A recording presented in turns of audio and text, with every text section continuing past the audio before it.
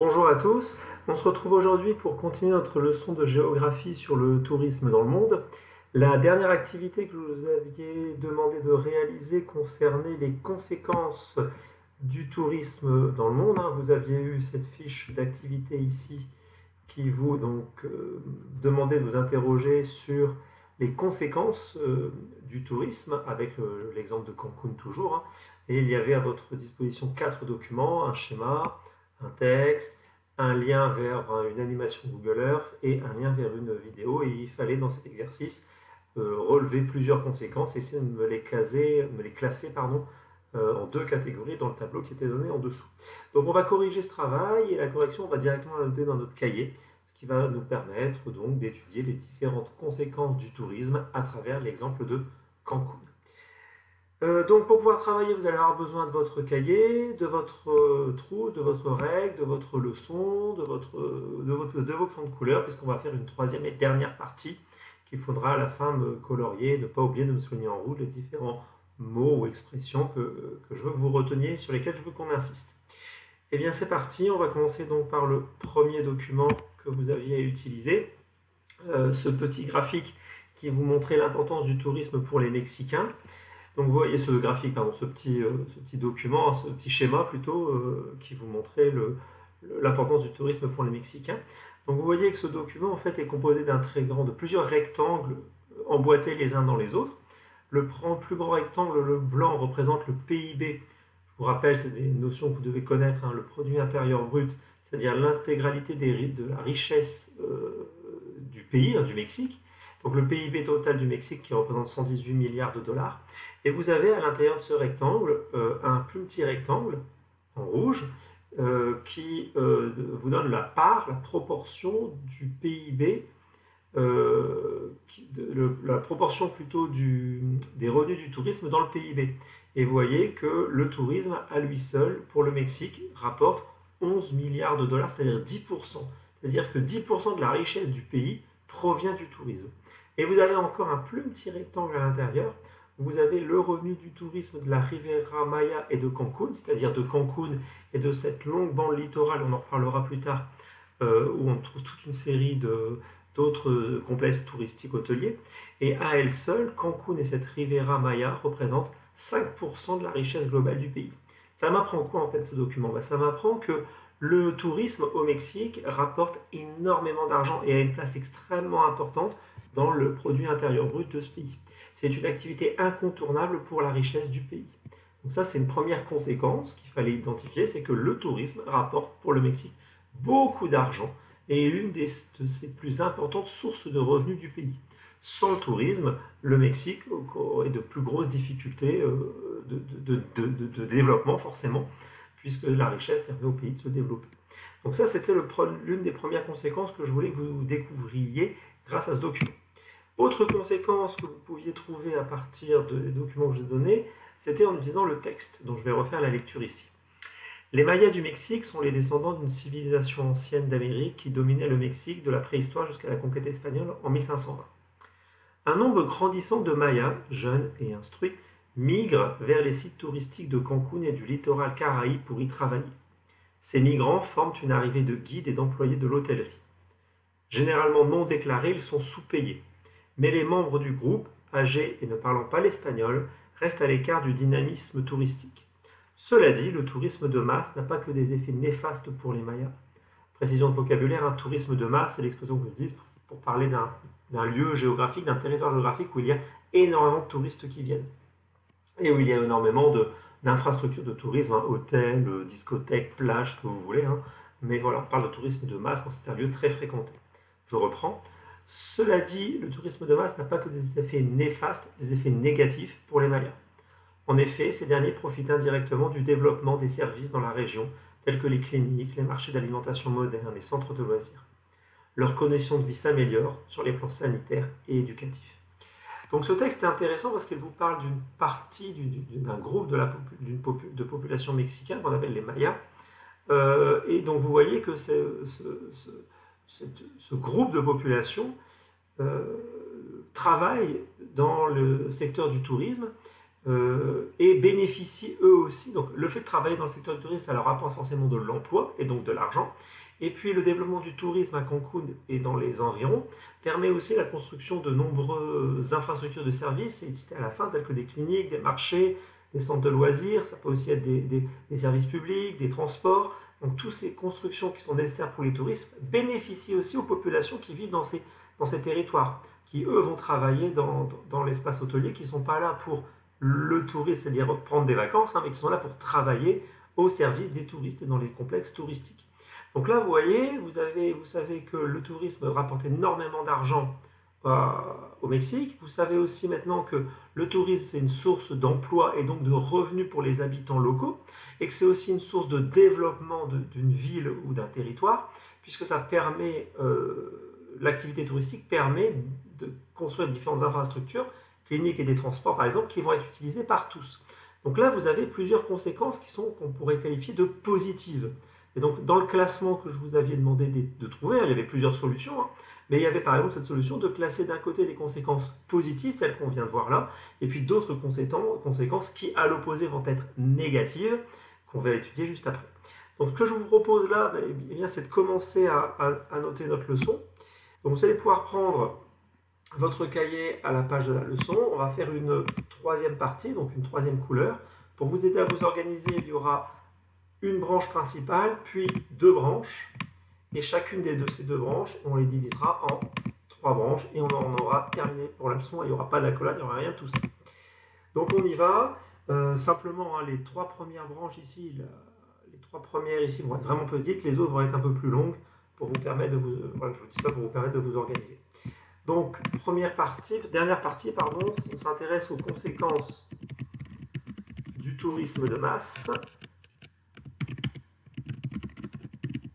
Alors d'un côté, les conséquences qu'on pourrait qualifier de positives, et à l'opposé, on le fera après bien entendu, les conséquences plutôt négatives. Donc pour les conséquences positives, eh bien, on vient de voir les trois qu'on a pu évoquer tous ensemble. Donc on peut noter que le tourisme de masse représente une part importante des revenus, parenthèse, on peut noter PIB d'un pays comme le Mexique. D'un pays comme le Mexique qui permet son développement. Première étiquette, hein, représente une part importante des revenus du pays. Vous pouvez me souligner hein, une part importante des revenus. Ça, c'est le premier point. Deuxième point, on peut noter que une partie locale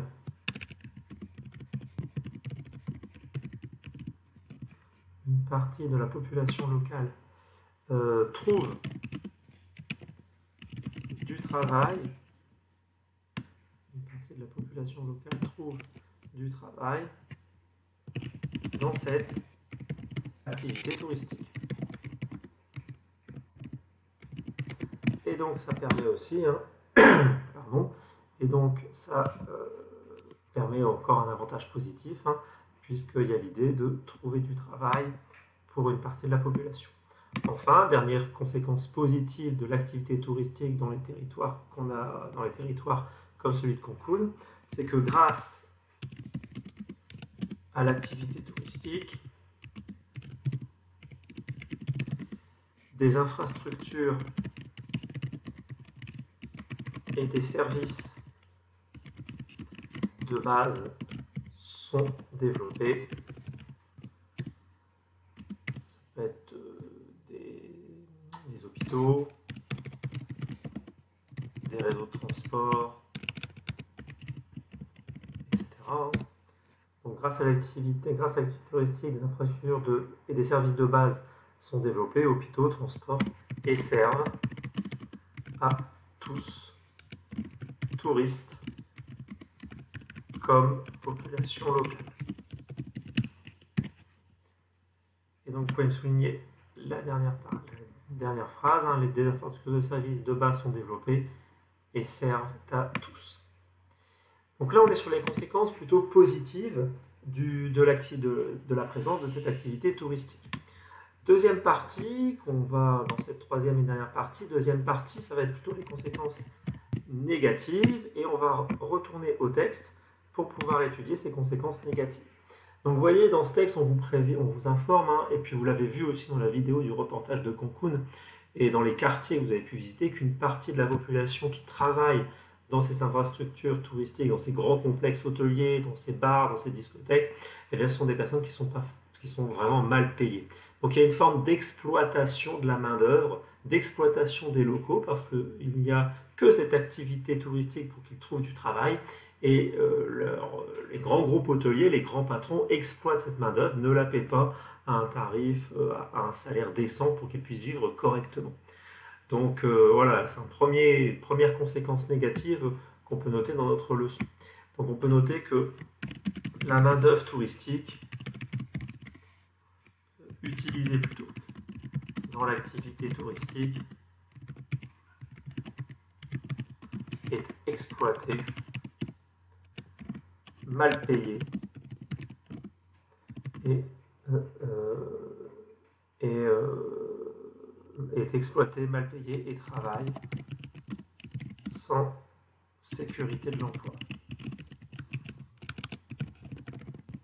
Donc ça, c'est une première conséquence. Donc, la main-d'œuvre utilisée dans l'activité touristique, on peut souligner, est exploitée, mal payée, et elle travaille sans sécurité de l'emploi. On peut souligner tout ça, parfois même sans contrat de travail, hein, vraiment un travail presque illégal parfois. Donc première conséquence négative de cette activité touristique. Autre conséquence négative, à partir des autres documents que j'ai voulu vous montrer, donc vous aviez ici la possibilité d'aller voir ce qu'on appelle un time-lapse, c'est-à-dire en fait l'évolution d'un territoire l'évolution d'un territoire année par année en utilisant l'outil Google Earth. Donc cette évolution du territoire s'était centrée sur Cancun et elle nous permettait de voir l'évolution de Cancun de 1984 jusqu'à 2018. Ça va apparaître dans un instant. Donc là, vous aviez une photo aérienne de la ville de Cancun. Alors, il faut vous dire que la ville de Cancun, le village de Cancun, pour être précis, c'est un village qui date des années 1960, si je me souviens bien. Et c'était vraiment un tout petit village de pêcheurs à l'origine. Hein. Et c'est le gouvernement mexicain qui a décidé dans les années 60-70 de développer une activité touristique à Cancun. Et vous allez voir que cette activité touristique, elle s'est énormément développée. Vous voyez, en 1984, cette ville de Cancun, bon, qui est un peu plus grande que le village d'origine, hein, mais qui reste encore quelque chose de très peu développé. Alors il y a très peu d'hôtels sur le littoral, hein, comme vous pouvez le voir ici, mais plus on va avancer d'année en année, plus vous allez voir que cette ville va s'agrandir. 90, vous voyez que la ville s'étend vers, on est ici nord, sud, ouest, donc vers l'ouest, hein.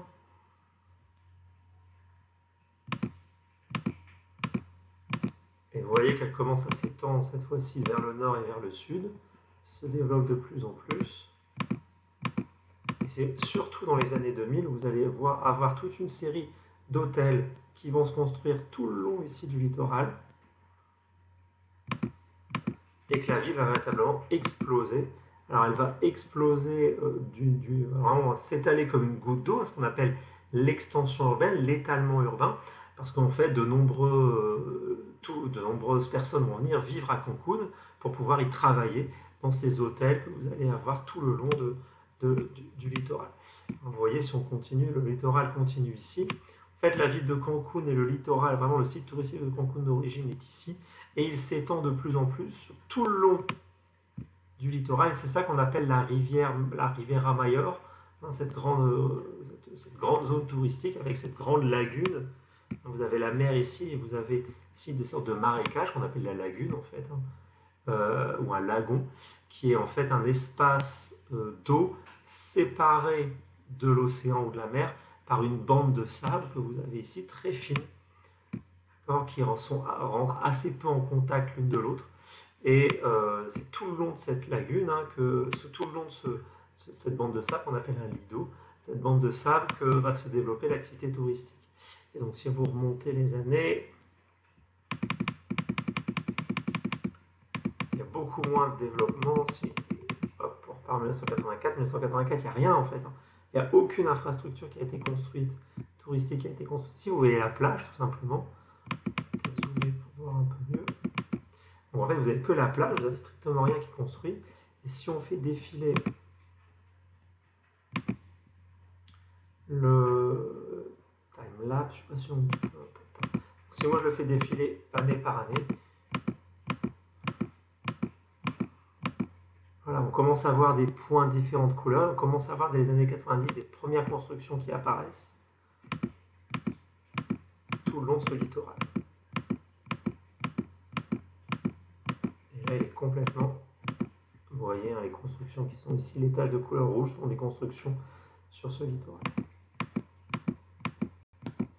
Et vous les voyez beaucoup mieux ici avec l'amélioration des images satellites. Vous voyez que c'est complètement bâti, que vous avez des infrastructures d'hôtels et autres qui se sont développées et diffusées tout le long du littoral, avec l'aéroport qui est ici.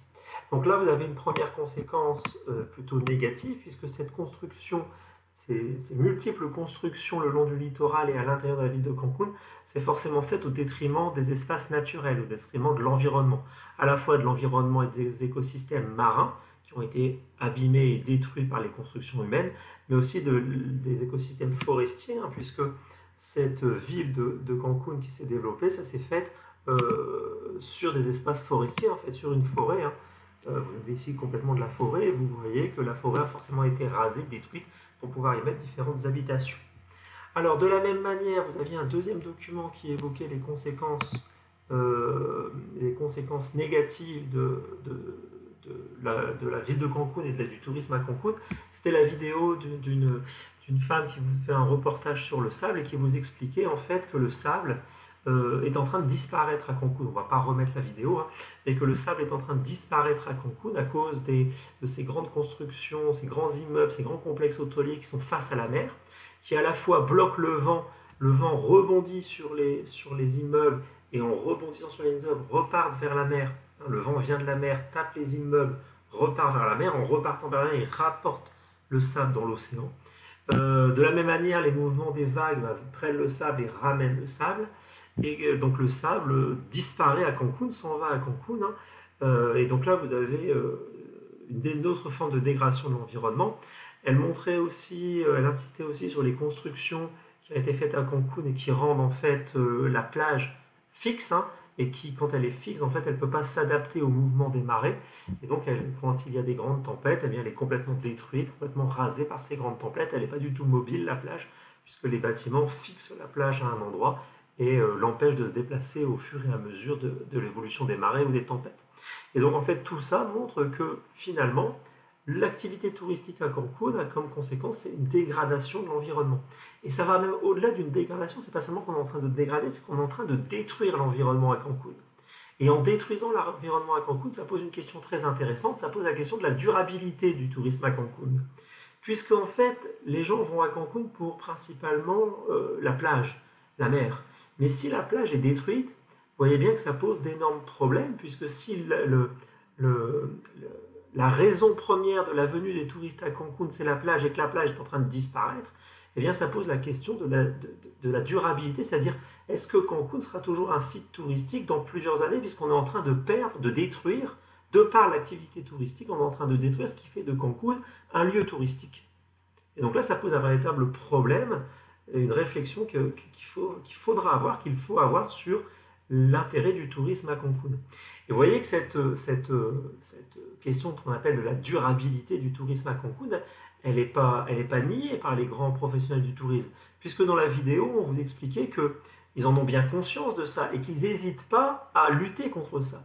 Et l'exemple qui a été mis en place, c'est que dans les années 2012, si je me souviens bien, eh bien des énormes smirmorques ont rapporté ont rapporté du sable sur la plage. C'est-à-dire que la plage ayant été détruite, eh bien on a apporté d'ailleurs du sable pour pouvoir reconstruire la plage. et pour pouvoir à nouveau relancer l'économie touristique à Cancun. Mais vous doutez bien que ces 70 000 camions, elle évoquait ça, la personne dans la vidéo, ces 70 000 camions qui apportent du sable, eh ben ça aussi, ça va participer à la pollution et à la dégradation de l'environnement. Alors là, la pollution plutôt de l'air par ces multiples camions, mais aussi à la pollution d'une autre plage. On a enlevé le sable d'une plage pour pouvoir l'amener ailleurs. De la même manière, elle prenait aussi l'exemple du sable qui était amené, qu'on allait chercher dans les fonds marins et qu'on ramenait sur la plage de Cancun, et forcément ce sable repartait après dans les fonds marins. Donc en fait, on a ici une sorte de cercle vicieux, c'est-à-dire que à cause des constructions, à cause du tourisme à Cancun, on fait disparaître la plage, c'est-à-dire le principal atout touristique de Cancun, mais l'homme est en train d'essayer de conserver cette plage en allant détruire d'autres plages ailleurs et en allant chercher du sable ailleurs. D'où cette question, est-ce que le site de Cancun est un site qui peut durer, une activité touristique durable dans le temps, en prenant en compte aussi l'aspect environnemental. Donc voilà pour les conséquences négatives. On va pouvoir noter tout ça dans notre cahier. Donc si on reprend la leçon. Donc pour les conséquences négatives, on venait de noter que la main-d'œuvre est utilisée et est exploitée. On peut aussi noter que l'activité touristique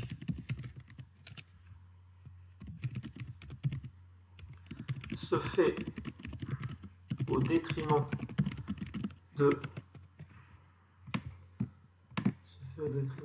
l'environnement.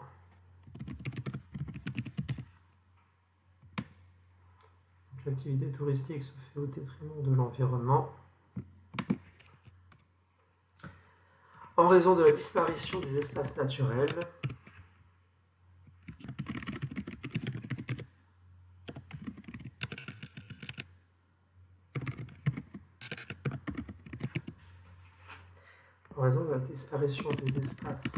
naturels, des écosystèmes marins et forestiers,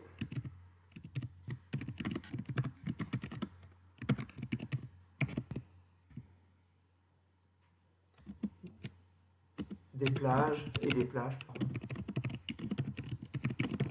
par la construction des infrastructures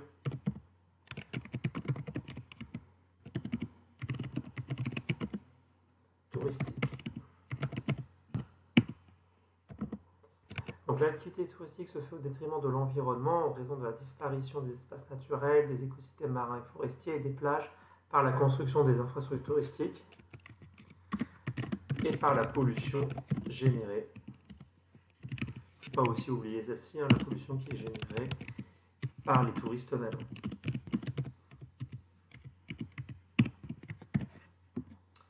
Donc on peut souligner, se fait au détriment de l'environnement. L'idée globale, ce sont les exemples qui ont été développés. Et enfin, dernière conséquence, notez que pour sauvegarder cette activité,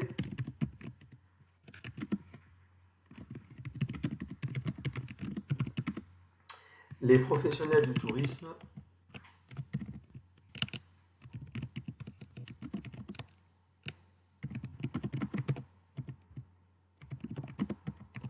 n'hésitent pas à détruire d'autres espaces naturels pour agrandir et diversifier les sites touristiques. C'est le cas à Cancun.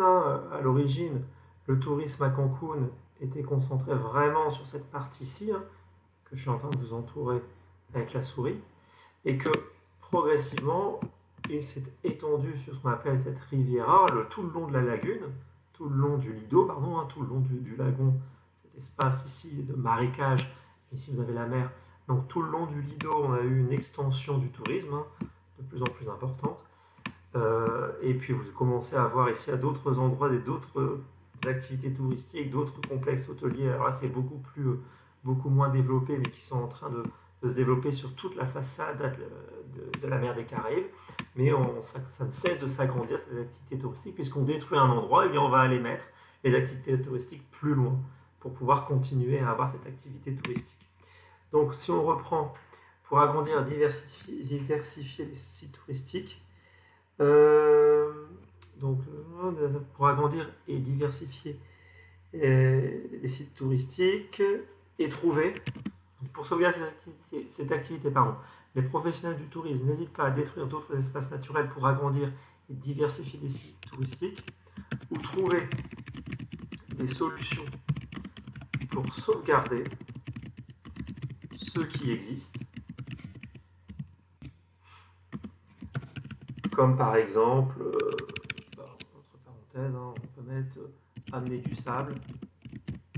Alors si je pense à d'autres sites touristiques, ça peut aussi être le cas dans les sites touristiques d'hiver, les canons à neige, ça peut être aussi un moyen de sauvegarder une activité touristique. Lorsqu'il n'y a pas de neige, on crée de la neige artificielle. Mais cela dégrade encore davantage l'environnement. Voilà, donc j'espère que tout ça est bien compris. J'espère que vous aurez assez de place pour noter tout ça dans la leçon. Si jamais ce n'est pas le cas, vous pouvez tourner la page et noter la suite de l'autre côté, sous la forme, voilà, avec les couleurs, vous y retrouverez. J'ai oublié de vous dire dans la dernière partie, vous pouvez noter donc que le tourisme n'hésite pas à détruire d'autres espaces naturels ou trouver des solutions pour sauvegarder ceux qui existent, mais cela dégrade davantage l'environnement. Donc voilà, j'espère que vous avez bien compris que cette activité touristique de masse qui concerne de plus en plus de personnes sur la planète se concentre sur certains lieux du globe. Certains pays les plus riches de la planète sont ceux qui envoient le plus de touristes. Les touristes proviennent de ces territoires-là. Que cette activité touristique, en fait, elle est un peu à double visage, double face, comme j'ai pu voir dans votre description de Cancun, on retrouve ça dans Cancun. D'un côté, effectivement, ça crée de l'emploi, ça crée de la richesse pour le pays, mais de l'autre côté, ça dégrade fortement l'environnement. Et juste pour terminer, j'aimerais quand même souligner avec vous que cette activité touristique qui dégrade l'environnement, ça ne concerne pas uniquement des pays éloignés d'Amérique du Sud ou des pays qu'on pourrait considérer comme des pays en cours de développement, ça concerne aussi des pays extrêmement riches. Je vous propose d'écouter ce petit extrait de journal télévisé de février. Une soixantaine de rotations pour amener 60 tonnes de neige. En pleines vacances de février, la station de Super-Bagnères a décidé d'affréter cet hélicoptère pour effectuer 2h30 de vol au total. Les touristes immortalisent la scène. Ça fait drôle de ramener de la neige dans une station de ski. Ça fait longtemps qu'on vient et si peu de neige et un hélicoptère qu'on amène, c'est quand même pas courant. La neige naturelle, récupérée sur les hauteurs, est déversée sur les téléskis des pistes enfants et débutants. Au total, l'opération devrait coûter 5 000 €. C'est une opération courte et qui va nous permettre de prolonger notre action pour le ski, pour l'école de ski et pour tous nos clients, parce que si on n'a pas de domaine de débutants, on ne peut pas fonctionner. En pleines vacances de février, qui représentent 60% du chiffre d'affaires, cette décision veut pallier le manquement d'enneigement de la station. 6 pistes sur 28 sont ouvertes ce samedi. C'est vrai qu'il y a 2 saisons maintenant qui sont compliquées. Tous les investissements, tous les programmes d'investissement, il faudra tenir compte de tout ça et de la neige qui remonte en altitude, oui, mais par contre, de trouver des moyens derrière pour se diversifier. Des perspectives que ne partagent pas les écologistes. Pour eux, cette opération d'héliportage, comme l'utilisation des canons à neige, est contre nature. Au lieu de s'adapter au réchauffement climatique, on lutte, donc on va se retrouver avec un double problème de quelque chose qui coûte beaucoup d'énergie, qui contribue beaucoup au réchauffement climatique et qui en plus sera pour une élite de personnes qui pourront en avoir les moyens. Là, on marche sur la tête. Ce type d'opération, qui s'effectue depuis plusieurs dizaines d'années dans les Alpes, reste une première dans les Pyrénées françaises. Donc là, vous avez un reportage qui date de février 2020, qui vous montre que dans les montagnes pyrénéennes, dans les montagnes françaises des Pyrénées, il y a une station de ski qui a eu recours à l'utilisation d'hélicoptères pour apporter de la neige des sommets de la montagne jusqu'en bas des pistes, parce qu'en fait, en bas des pistes, il n'y avait pas de neige en raison des températures trop élevées et des chutes de neige qui ont été nulles. Et donc la solution qui a été trouvée et qui a été votée par les professionnels du tourisme et par la ville de tourisme là, des Pyrénées, ça a été d'utiliser ces hélicoptères et de faire plusieurs rotations, des allers-retours avec un énorme filet et d'aller apporter de la neige en bas des pistes, parce qu'en fait il fallait trouver une solution pour pouvoir continuer l'activité touristique et donc faire marcher toute l'économie qui en dépend. Et donc là vous voyez, hein, vous avez toujours ce débat en fait entre intérêt économique d'un côté, oui il faut sauvegarder une activité économique pour permettre aux gens de travailler et de subvenir à leurs besoins, mais en même temps celle-ci elle se fait là actuellement dans la vidéo qui vous est montrée, hein, au détriment de l'environnement, puisqu'un hélicoptère c'est un outil extrêmement polluant, qu'en fait on va chercher de la neige en haut au sommet des montagnes, donc on dégrade un espace naturel pour aller la mettre en bas des montagnes, et vous doutez bien que cette neige à un moment elle va disparaître, elle va fondre, alors qu'au sommet des montagnes c'était dans un endroit de neige éternelle, c'était de la neige qui restait toute l'année. Et donc voilà, c'est cette ambivalence, cette contradiction qu'il y a, ou cette opposition plutôt qu'il y a toujours entre enjeux économiques et enjeux environnementaux, une opposition qu'on retrouve à plein de niveaux différents et dans plein d'exemples différents. C'est le cas à Cancun, mais c'est le cas en France aussi. Donc voilà, j'espère que vous aurez compris tout ça. Notez bien toutes les leçons, coloriez bien aussi la leçon, soulignez bien en rouge ce que je vous demandais de souligner en rouge, et puis envoyez-moi tout ça par mail en utilisant la messagerie de l'ENT. Allez, travaillez bien, bon courage, à bientôt. Au revoir.